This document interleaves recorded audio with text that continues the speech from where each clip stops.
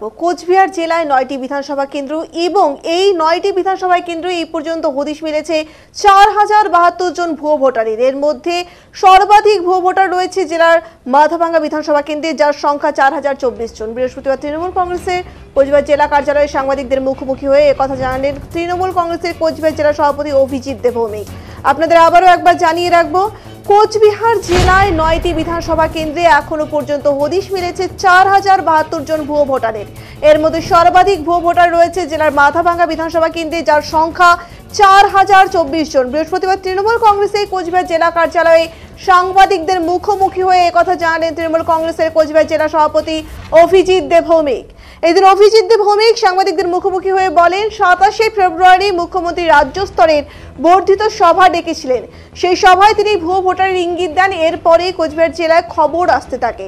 মুখ্যমন্ত্রীর নির্দেশের পরেই 3 মার্চ কোচবিহার জেলার বর্ধিত সভা করা হয় দলের এবং 5 থেকে 10ই মার্চ গোটা জেলায় বুথ স্তরে ভোটার তালিকার স্ক্রুটিনি করার উদ্যোগ গ্রহণ করা হয়।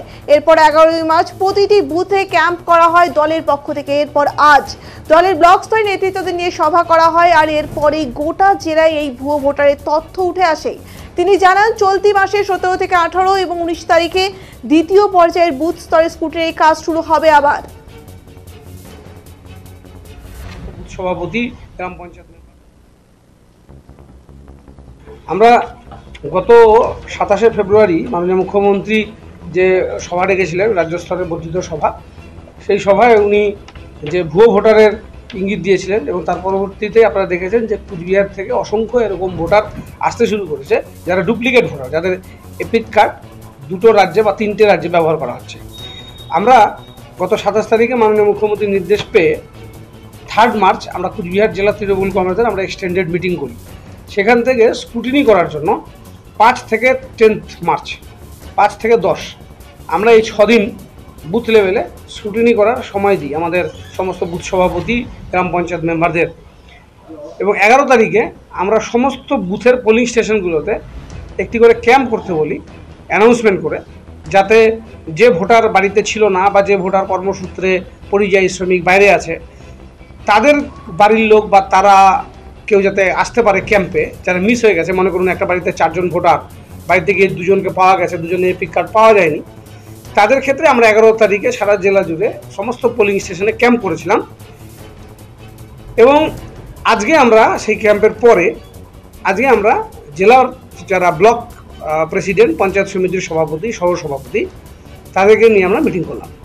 তাতে যা উঠে এলো, এখানে 4072 জন ডুপ্লিকেট ভোটারের আমরা হদিশ পেলাম কুচবিহার জেলায় 9টি বিধানসভায়।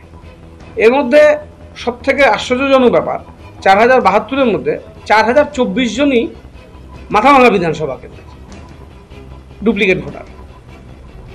ফার্দার আমরা স্ক্রুটিনি করার জন্য এখানে তুফানগঞ্জ 2 নম্বর ব্লকের এবং পঞ্চায়েত আমাদের তুফানগঞ্জ এসির পুরো রিপোর্টটা আসেনি এই 4072-এর মধ্যে।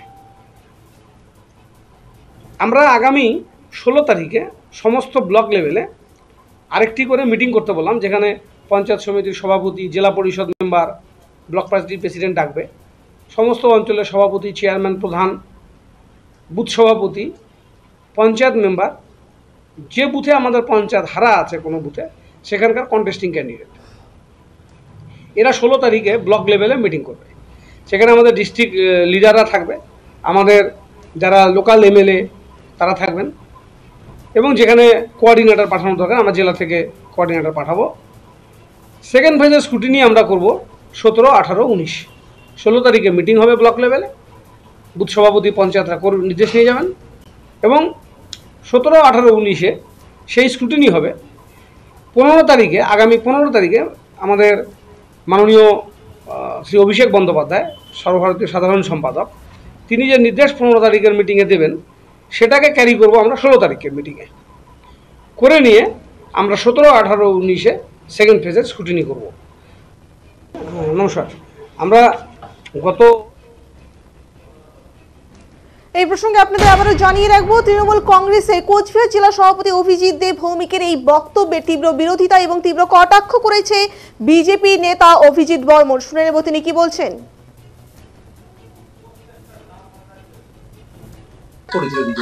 কি বলবেন? দেখুন, বিষয়টা হচ্ছে যাদের এপিক নাম্বার এখানেও আছে অন্য স্টেটেও থাকতে পারে, সেটা মিস্টেক হয়েছে, হয়তো প্রিন্টেড মিস্টেক হয়েছে, কিন্তু স্টেট কিন্তু এটাই দেওয়া আছে, ওয়েস্ট বেঙ্গল। ওখানে কি স্টেট আলাদাভাবে দেওয়া আছে? নিশ্চয়ই না। তাহলে যারা ইউপির ভোটার ইউপি স্টেট, যারা বেঙ্গলের যারা ওয়েস্ট বেঙ্গল দেওয়া আছে। এটা আবার ভুতরে কি করে হইল? এটা ভুতরে বলা যাবে না। এখন ভুতরের নামে যেটা আমাদের মনে হচ্ছে যে এরা এই অজুহাতে তারা গ্রামে গ্রামে বাড়ি বাড়ি গিয়ে বিজেপির ভোটারকে কাটানোর একটা পরিকল্পনা সেটা তারা করছে। এবং আমরা জানি যে পশ্চিমবঙ্গে অনেক রোহিঙ্গার ভোট আছে, রোহিঙ্গাদের ঢুকানো হচ্ছে, ভোটার লিস্টে নাম ওঠানো হচ্ছে, অলরেডি ধরাও পড়ে গেছে কয়েক জায়গায়। তো তৃণমূল যেটা বলছে সেটা ঠিক নয়। অর্থাৎ ওখান থেকে এখানে এসে ভোট দেননি, এপিক নাম্বার একই হতে পারে কিন্তু স্টেট আলাদা, সেখানে পরিষ্কার এপিক কার্ডে লেখা আছে।